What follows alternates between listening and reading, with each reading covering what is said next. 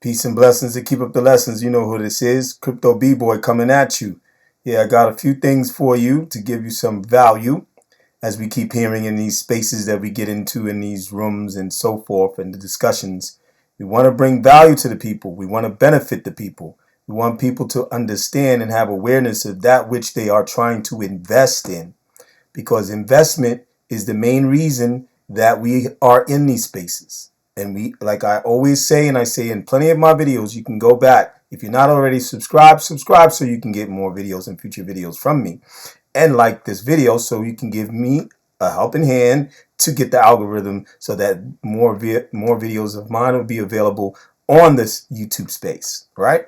So basically, the basic thing that I'm here for is to give you awareness. And that's what I've been doing, trying to do. I think content creators as well as besides me try to do. We're not always perfect, and some get a little bit off it and have to be checked. But you know, even myself, I'm open to criticism. You know, I'm nobody better than no other human being on this earth. There's only one that has all of that perfectly together, and the one who gave us all that we exist in this life that we live and struggle and so forth, and what we're up against and what the things that we can get through and survive all this mess. But anyway, let's get into it. Are you ready? Let's get it. Are you ready? Let's get it.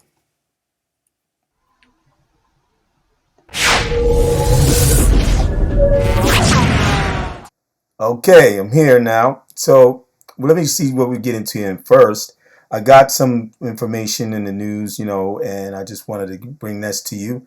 It's about, things that go on with, um,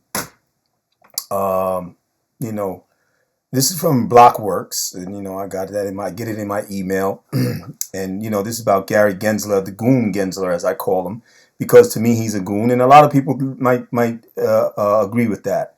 This guy, he's all about the banks. He's all about a chosen few of people to stay in their position, the traditional system, monetary systems, and these people who are at the top of that, as far as the ones who oversee and do maneuvers and make sure that they manipulate the monetary system or financial systems or even geopolitical on that level of financial control, right?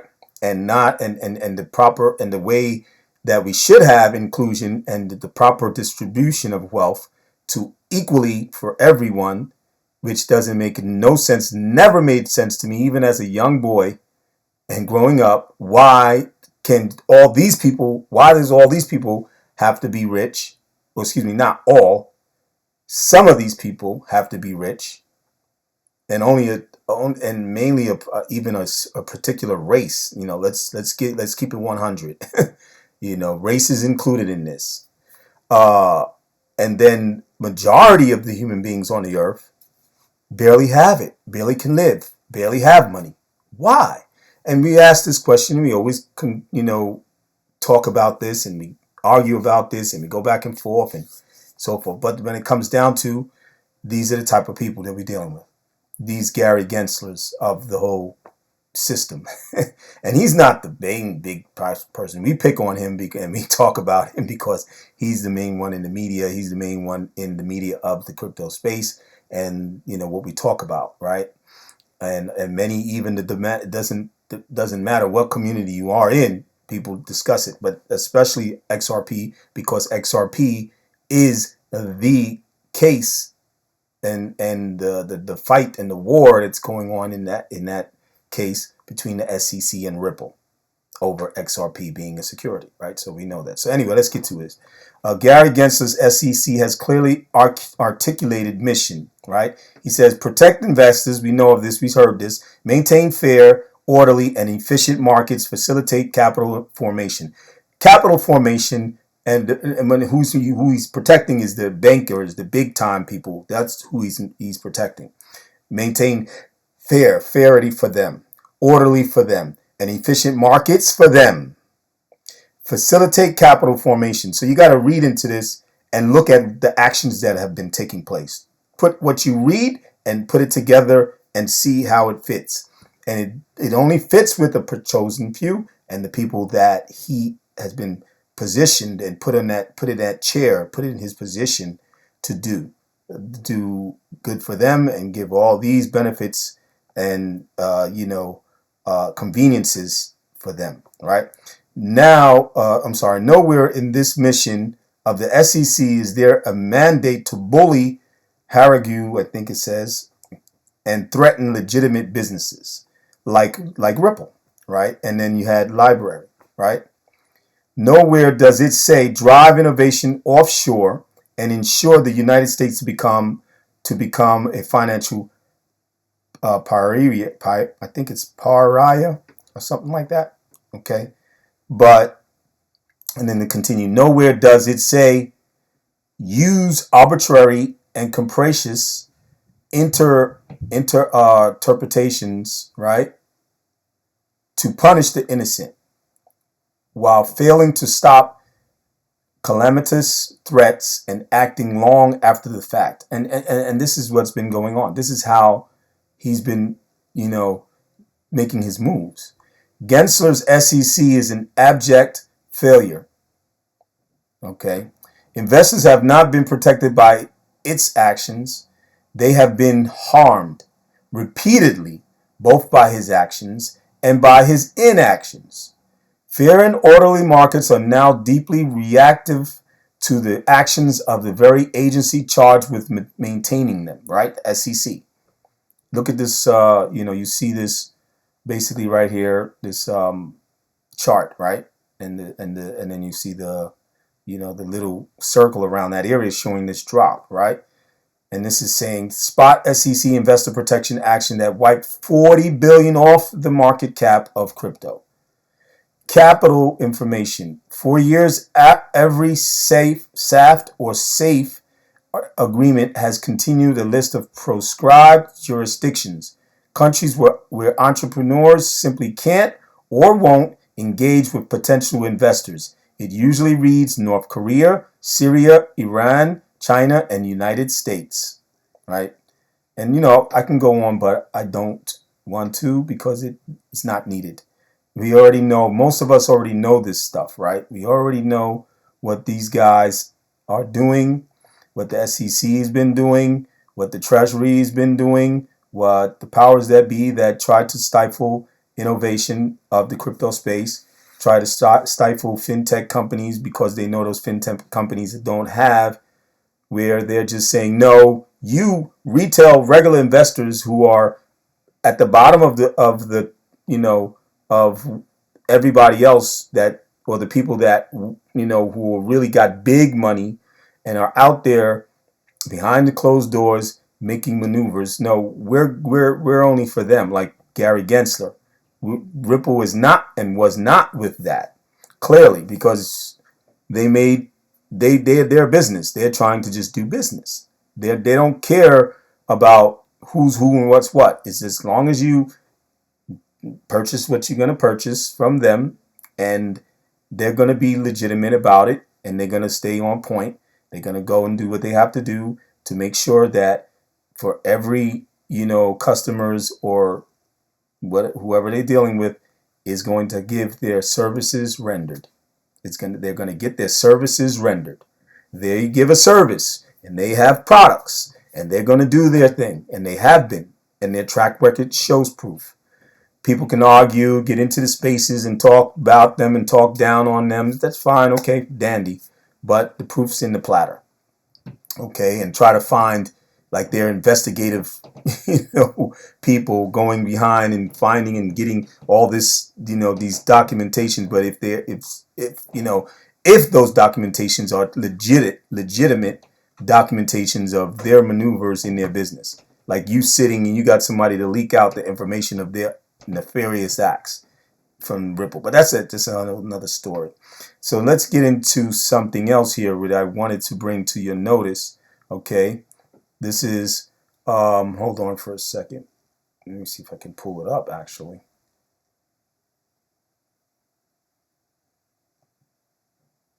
Oh no, it's not coming up. All right, so let's skip out of that.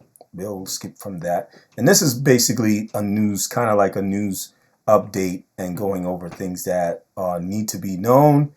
to continue on and to keep ourselves and our minds aware as that which we should be doing as investors and educated investors, knowing what's going on, not being in a situation where we feel like we're stifling ourselves within the community itself with the knowledge and the things that we shouldn't be in that position when it comes to awareness. We should be in a position to get us aware of that which we invested in, to know the do's and the don'ts, to know where it's going, and hopefully we will get our returns and profit as investors. We're not all business people. No, I'm going to say that, but everybody has their wants in this space, right?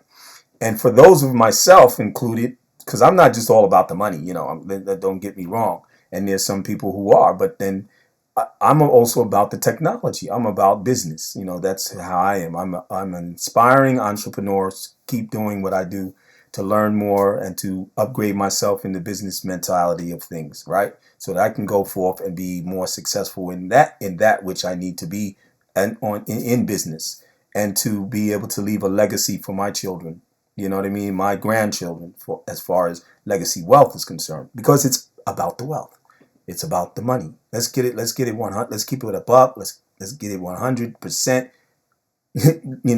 For real, for real. We come into this for money, and the people who have nefarious mentality and or have a corrupt type of disposition as a person and their personality is going to show. Or you have ulterior motives, that's going to show. But everything eventually reveals itself. The truth comes out. So you know why you're in here, and look yourself in the mirror and say, okay, but don't come upon the people and bring your negative or your nefarious or your whatever upon the people, because you came here to get away from those nefarious people who have created this huge dominance over the world on a financial level, right? And we know of this. This is what most of the discussion's about, or this a good portion of the content that we get into these discussions about what the powers that be are doing, or these people at the top are doing. But we're not looking into what we need to be doing, and the benefiting of getting past the things that we argue about, because it does not give us any progress. It really doesn't. I've seen it. I've heard it. All it does is get people riled up and getting people to a point where they don't want to deal with each other. And we all pretty much in this crypto space is all we got, besides the people outside that have come together with their communities, permaculture, the self-sustaining communities, people who want to, you know, uh, sustain their life with their own type of control in their life. They don't want governmental suppression and control over them. So, this is the things and other things that go on in relations to all these different types of people trying to go to be independent from the norms of what we've been brought up and raised in, even especially with the boomers. And then from down there, but we can go past that. We can go to the people from the World War and the Depression times, our great grandfathers and great grandparents, but down on to us today, the millennials. And these are our children, myself included. I have children who are millennials, and we want some future for them. Their future is very dim, very dim. So what are you going to do? Anyway, let's get into it some more. The SEC sues Do Kwon and Terraform Labs for fraud. You see what I mean? The U.S. SEC has also filed a lawsuit against Terraform Labs and its founder Do Kwon for allegedly orchestrating a multi-billion-dollar crypto asset securities fraud. The regulator said Kwon and Terraform offered and sold an interconnected suite of crypto asset securities, many in unregistered transactions. It pointed to the firm's now collapsed algorithmic stablecoin Terra Classic USTC, and its connected cryptocurrency Terra Classic LUNC. Right. The complaint seeks charges for violations of registration and anti-fraud provisions of security laws.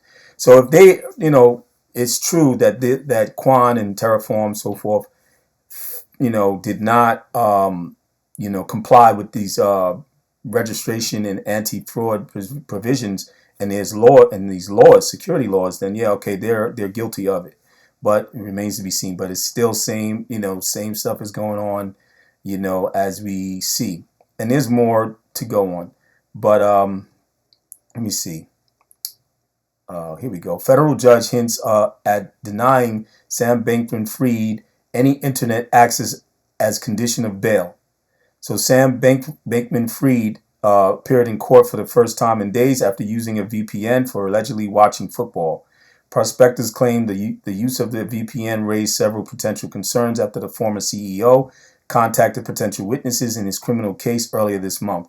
Prosecutors want Bankman-Fried to be prohibited from using cell phones, tablets, computers, or the internet, meaning no more League of Legends or other video games. Yeah, man, this guy, he still wants to enjoy his life and not, pay for what he's done, and I agree with them on that. So that's what I'm talking about. If Gary the Goon Gensler and his constituents in the SEC, because it's not all the SEC employers, like, Hester Pierce, she's not for what he's doing and so forth fully. I mean, she does her job and she's going to do her job. And that's the point. We want them to do their job. Do their job. Do your job, Gary. But he's not. He's going beyond doing his job. He's going above the law with the people that he's doing his job for. You know what I mean? But anyway, that's another thing. That's a whole nother story. Again, let's get away from the SEC. Let me see what I can get to here. And I got some other information for you. Stuff that I would like to get into. I like to get into. I think Kurt K. Moore, everybody knows him in the crypto space as far as on the, Twitter spaces, and also with the Discord that we are with T, and the Discord that has most of the people know of him within that Discord that we're all together in, and that he he has done his works and his giving information. So all shout outs to him. He continuously does his deal. The guys, he's well educated in the field of engineering and so forth, and his credentials are there. He spoke a little bit on it, so I appreciate him and so forth. But he dropped this in Twitter space one time, and I went in and I did my little research and went behind and found this. And this is called Mojaloop, and this is for especially from people outside the country. But for those viewers who are from outside the country, this is a benefit to you especially. I don't know if there's any, if this goes on or this foundation actually works and does works within the States, within the United States, or North America, put it that way. But I do know outside of America, they have a lot of their works in Asia and Arabia, or we could say the Middle East and so forth like that, and Africa, right? So those areas. But let me see. Let's get the let's pull this up for you guys. Oops, sorry, wrong thing. Let me get this up. Okay, hold on for a sec. Where we at? Okay, let me hold on. Let me pull it right up and just read a little bit. What is Mojaloop? So Mojaloop, or Mojaloop, I think, if I'm pronouncing it correctly, was designed to provide a reference model for payment interoperability that can be used to overcome barriers that have slowed the spread of digital financial services, whole, adapted, or as a blueprint. The Mojaloop Foundation's open source software can be used by organizations to build interoperable digital payment systems that enable seamless, affordable financial services between individual users, banks, government entities, merchants, mobile network operators, providers, and technology companies. Connecting with the unserved with the emerging digital community, or digital economy, sorry. So basically, and you got to do your own due diligence. I can go in here, but I tried to go in here on my computer with my program, and it didn't take me to the area where I can scroll like this so that I would be able to, read some more about it and to get into the depth of the part that it does play a role with connecting its processes and using DLT or services of interoperability through blockchain technology or fintech, right? So they are doing their thing. They're definitely using that. You can do your own due diligence. Go in. They have videos that you can also look into, and you can. Let me see if I can pull up um, knowledge base. I think it is. They got trainings, right, and videos. Like I said, right here. So you can pull up videos and see those videos and watch what they talk about. And a lot of those videos they speak about, because I did go through some of the videos, and they speak about what they're doing in the area of blockchain fintech technology, okay, and utilizing the fintech technology from certain companies. I'm not sure. I can't say XRP, which would be Ripple, company Ripple, but they might have some dealings with them. They might even have, and I think I've seen a video something mentioned that. Oh yeah, yeah. Matter of fact, the video that or the post that Kurt Kmore posted did show that there was some interacting or dealings with the company deals with Ripple. Yeah. And then they have, I think it might be XLM if I'm correct, but you can check into it on your own and go behind me. All right. So, but thanks. Let me go into the next thing, and then we'll finish this out for you guys. Okay.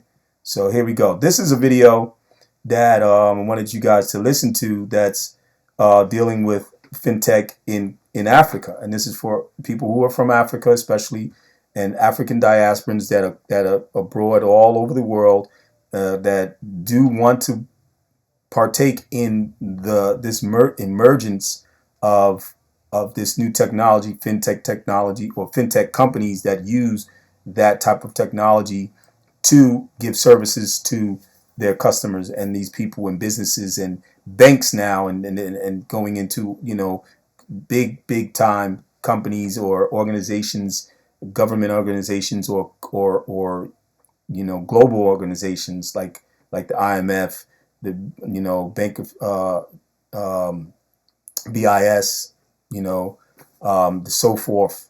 All these big time people, you know what I mean, that we speak about. That you have the central banks, they all dealing with fintech, and behind, whether it's behind closed doors, the things that we don't know, the things that we do know, we are aware. So I would like you to listen and hear how they are utilizing fintech and what it's doing for Africa and certain places and certain corridors of Africa that are implementing this and getting, utilizing the fintech um, opportunities that are available to them. I mean, I think all of that's been great for us. And overall, I think fintechs are building important rails for us. The ability to, we talked a little bit about this before we started, just that ability to move money eases commerce. Yes. And it enables another layer of commerce. People can collect money much easier. We're serving customers who ordinarily wouldn't have access to the system. What's missing? And where are the danger areas, or where are the current crop of fintech still not doing enough? Where are the opportunities from your perspective? We've been we've all been very caught up with the fintechs that what we in Beta Ventures we still consider they are going after the low hanging fruit. These are Okay. what we call the banked people. Okay. That are So customers that already have bank accounts. customers are already in the financial System in some way or the ecosystem. other. Exactly. You have the BVNs or national ID in different countries. I don't know what they call them, but in Nigeria we call it BVN for you to Okay. participate in the regulated financial space. Okay.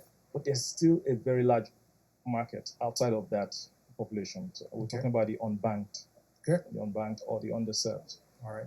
I think there's a large opportunity there, Okay. and we've not seen a lot of fintechs addressing that large potential market.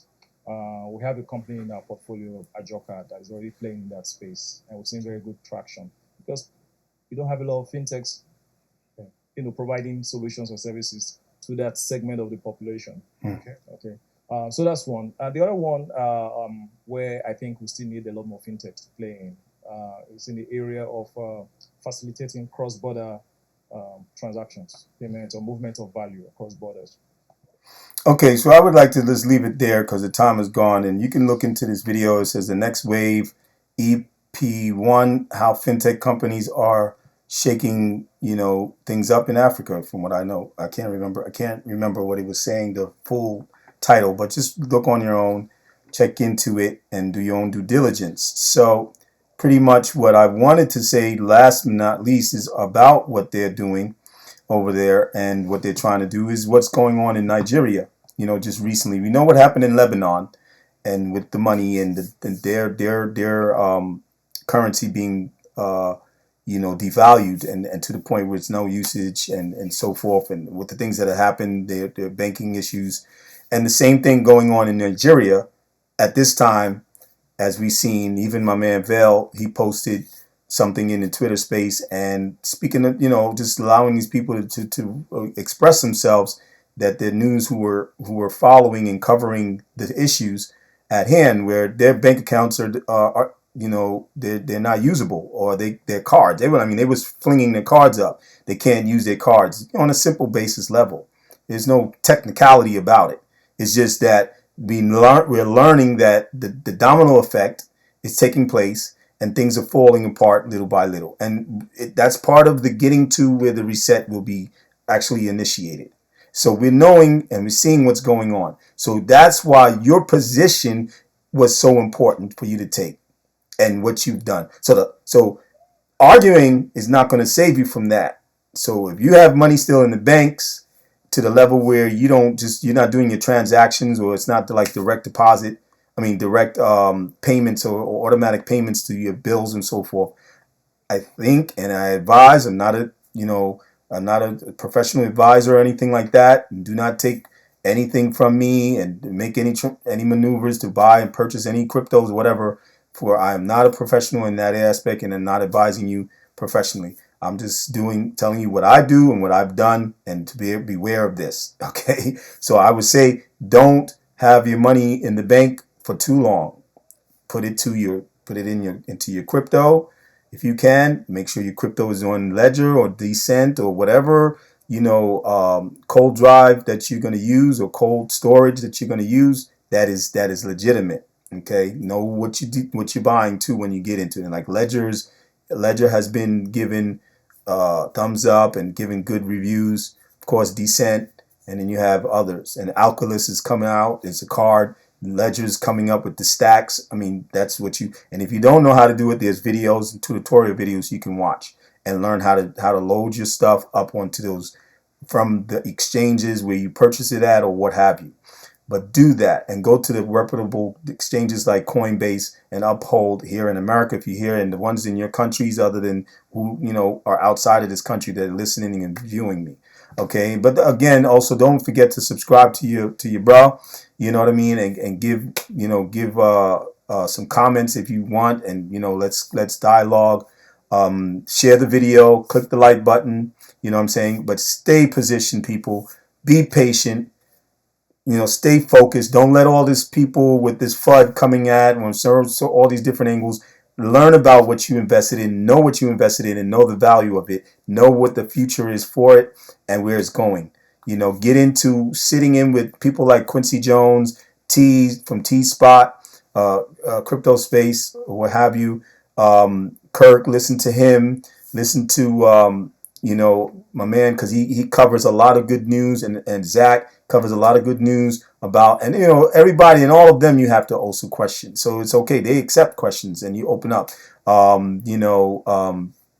Various people that cover the basis of learning about and going in deep in and researching. And these guys that are open, and they're not the types of the people who are going to make you feel some type of way where you don't even want to listen to them. You know what I'm saying? So get into those spaces, know who these people are, and listen. But any type of FUD comes to you, let that thing go right over your head, man. Just learn about what you need to know and get into what you need to know. Stay focused. Have a plan. There's a lot going on So you want to make sure you're planning yourself to be able to avoid all these things that are happening. Build up your stock of food, as far as especially dry food. And I'm coming from an area of the doomsday preppers, yeah, but I take a lot of good from them, a value from them. They have a lot of value. Sometimes they get extreme, but they got a good value with that. Okay, make sure you stock up. If you have to have weaponry and armory, do that. Make sure you got your artillery to protect yourself and your home, your family, and the things you have during hard times or some struggling times or some chaos that breaks out. We don't know. There's so much going on, we don't know. But and also, stay low key. If you're an investor, stay low key. Don't be, and even if you're trying to get your family involved, know who that is, like-minded, even in your own family. It goes like that. It has to go like that, because not everybody's on your page, and you love them, but you got to do what you got to do. And whenever that time comes and you can help them, here, take that. I need you to do this, mom, or this, or dad, or uncle, or brother and sister, whatever, grandma, grandpa, whoever, right? Relatives, cuz, here, take this and get you something, man, and get some clothes, get something to eat. You know what I'm saying? Like this. Whatever you can do. But don't do but so far that where it affects you and you bringing yourself down, because they are on the down. They don't want to cling or grab on the hold to what you're taking or giving them and making them aware of. They don't want, everybody is not going to come to the water. Not all horses are going to come to the water. You can't lead them all. You understand? And make them drink it. But anyway, thank you for listening. Till next time, this is your bro, Crypto B-Boy, coming at you. And y'all all be safe out there, and peace. To the next time that we see each other. Inshallah. Thank you.